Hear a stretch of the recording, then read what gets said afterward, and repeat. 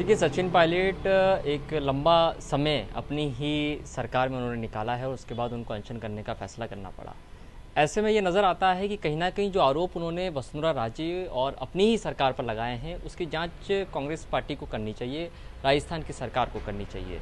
सचिन पायलट आज अनशन पर बैठे हैं, ये कहीं ना कहीं सहानुभूति और जनता के मन में, यानी कि हमें ऐसा लगता है कि सचिन पायलट सही कदम उठा रहे हैं। सचिन पायलट को भ्रष्टाचार के खिलाफ आवाज़ बुलंद करनी चाहिए और उस आवाज़ को बुलंद करने के लिए जिस तरीके से आज वो अनशन पर बैठे हैं, उससे एक बड़ा मैसेज पूरे प्रदेश में जा रहा है। आने वाले समय में चुनाव हैं और ऐसे में बहुत ज़्यादा ज़रूरी है कि भ्रष्टाचार के खिलाफ सरकारें, चाहे वो केंद्र की हो या राज्य की हो, वो आवाज़ को अपनी बुलंद करें। और कोई आरोप लगा रहा है तो वो केवल आरोप है, उसकी जांच करनी चाहिए, उस जांच के आधार पर सरकार को फैसला करना चाहिए।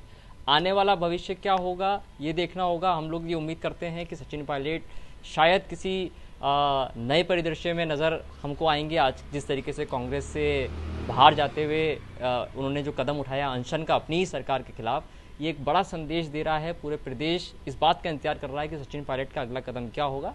लेकिन कहीं ना कहीं आम नागरिक के नाते हमें यह लगता है कि सचिन पायलट का एक कदम बेहद सराहनीय कदम है, क्योंकि भ्रष्टाचार के खिलाफ कोई भी हो, चाहे वो खुद मुख्यमंत्री हो या पूर्व मुख्यमंत्री हो, भ्रष्टाचार के आरोपों पर उनको अपना जवाब जरूर देना चाहिए। क्या लगता है सचिन पायलट आज अपनी सरकार के खिलाफ अनशन कर रहे हैं? हमें लगता है कि जनता के यदि हम बोलते हैं कि अनशन होना कांग्रेस की एक प्रथा रही है और 75 सालों में बहुत बार, और सिर्फ आज़ादी से भी पहले कांग्रेस ने बहुत सारे अनशन किए हैं।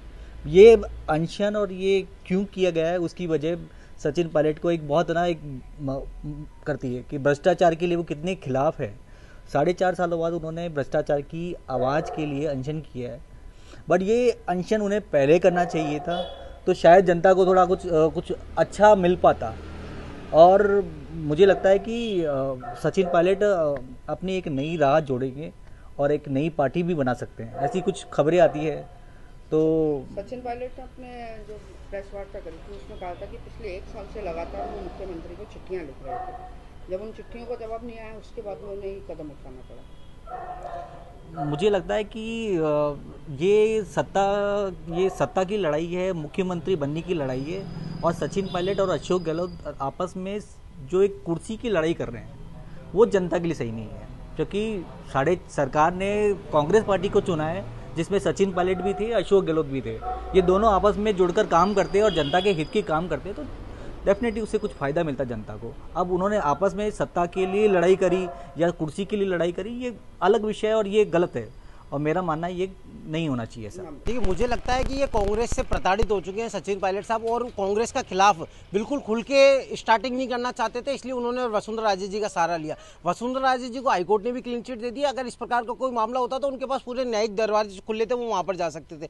लेकिन अगर उनको फिर भी अगर इतना ही था कि वसुंधरा राजे का विरोध करना है, तो इनके पास 4.5 साल थे। लेकिन इनको वसुंधरा राजे जी से भी कोई प्रॉब्लम नहीं है, मुझे जहां तक लगता है, ना भाजपा से कोई समस्या। इनको इनके जो अंतर्कलह कांग्रेस के अंदर चल रहा है उसको कहीं ना कहीं वो मंच के माध्यम से बताना चाहते थे, और वो उनको पता था कि अगर मैं कांग्रेस के खिलाफ बोलूंगा तो मेरे पे अनुशासनात्मक कार्रवाई हो जाएगी, इसलिए उन्होंने एक राजनीतिक स्टंट खेलने का प्रयास किया। लेकिन जनता सब कुछ समझती है।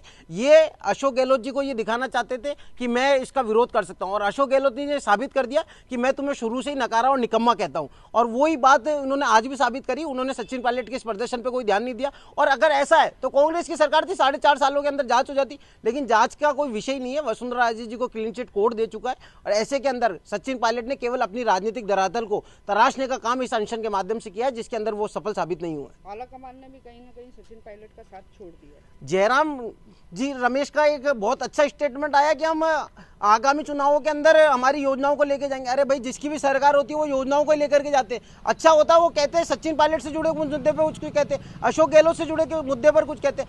आला कमान ने भी स्पष्ट कर दिया है कि हमको सचिन पायलट की आवश्यकता नहीं है। मुझे लगता है, और मैं निवेदन भी करूंगा सचिन पायलट जी से कि वो ज्योतिरादित्य सिंधिया जी से इस प्रकरण में सीख ले, क्योंकि उनको भी वहाँ उस गेंद को दबाया जा रहा था। देखो, सचिन पायलट साहब ने आज जो मैं मानता हूँ सांकेतिक अनशन किया था, उसके अनुसार वसुंधरा सरकार को तो हाईकोर्ट के द्वारा एडवोकेट ए.के. जैन, उन्होंने इस मामले का सारा खुलासा किया कि 2015 में तत्कालीन कांग्रेस के पदाधिकारी राम सिंह जी कसवा, जिन्होंने हाईकोर्ट में इस मामले को लेकर रिट दायर करी थी, तो एडवोकेट ए.के. जैन उन्होंने इस चीज़ का खुलासा किया कि वसुंधरा को हाईकोर्ट से क्लीन चिट मिल गई। अगर सचिन पायलट साहब का उस 45,000 करोड़ के खनन घोटाले को लेके अगर इस मामले में वसुंधरा सरकार के खिलाफ है तो उनको उसी समय हाईकोर्ट ने खारिज कर दी रीट, तो तत्कालीन समय वो सुप्रीम कोर्ट जाने के लिए स्वतंत्र थे। और अगर दूसरे दृष्टिकोण से देखा जाए तो अपने ही सरकार के खिलाफ ये इस प्रकार का अगर इनका है किया है तो मैं इसको पायलट साहब का एक साहसिक कदम मानता हूँ।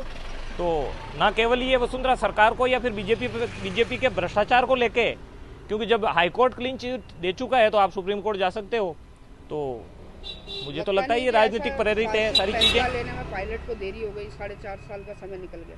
अब हो सकता है कि पायलट साहब जो सामने वोट आ रहे हैं तो इनको पदच्युत भी कर दिया गया पायलट साहब को, निरंतर मतलब किसी भी प्रकार से ये सत्ता भोग कर नहीं पाए, तो जनता जब जवाब मांगेगी आने वाले समय में लोगों से तो उनको जवाब देने के हिसाब से ही इस प्रकार का इन्होंने फैसला लिया हो सकता है इनका राजनीति से प्रेरित भी ये फैसला हो।